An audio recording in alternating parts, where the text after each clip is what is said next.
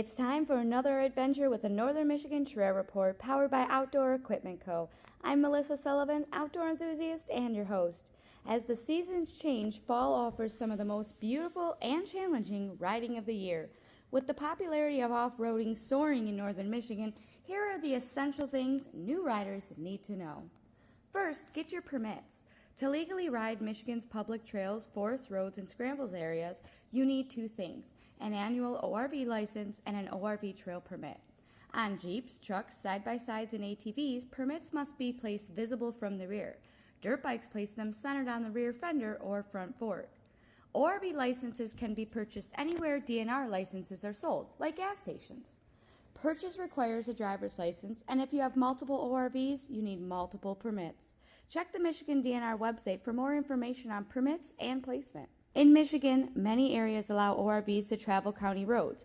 Make sure to look into specific requirements for the area you're riding. VVmapping.com lists all Michigan County ORV ordinance for reference. And always stay on designated and marked trails.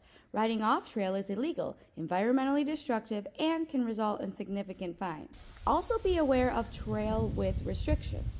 Trails are typically 50 inches wide, while designated routes accommodate much larger ORVs like side-by-sides. There are also single tracks, which are very narrow and allow two-wheel traffic only. Check your vehicle width and the trail signs before you enter. Remember, even the wider routes in most areas are still single lanes with two-way traffic. Like I said, most of the trails in northern Michigan are going to be two-way traffic, and even the wider routes usually aren't wide enough for two vehicles to pass without slowing way down. And if someone wants to get by, let that slower traffic pass, and make sure your headlights are on at all times so oncoming traffic can see you with plenty of time. It's all about visibility. If you meet a vehicle on a hill, uphill traffic should have the right-of-way. They need the momentum.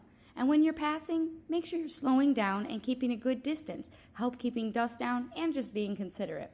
And you should also use your hand signals to inform oncoming traffic how many behind you in your group. Now let's talk fall safety. The changing weather adds new challenges. Leaves can hide nasty stuff like roots and holes, so make sure you're easing off the speed, especially in those corners.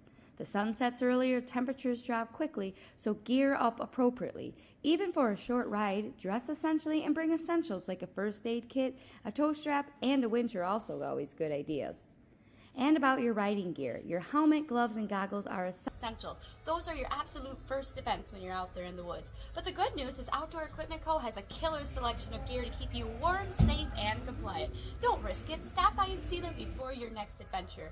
Final thought, pack it in and pack it out. Let's leave our trails better than we found them. Grab your DNR maps, ride smart, stay legal, and don't forget, don't leave your trash, leave a good impression.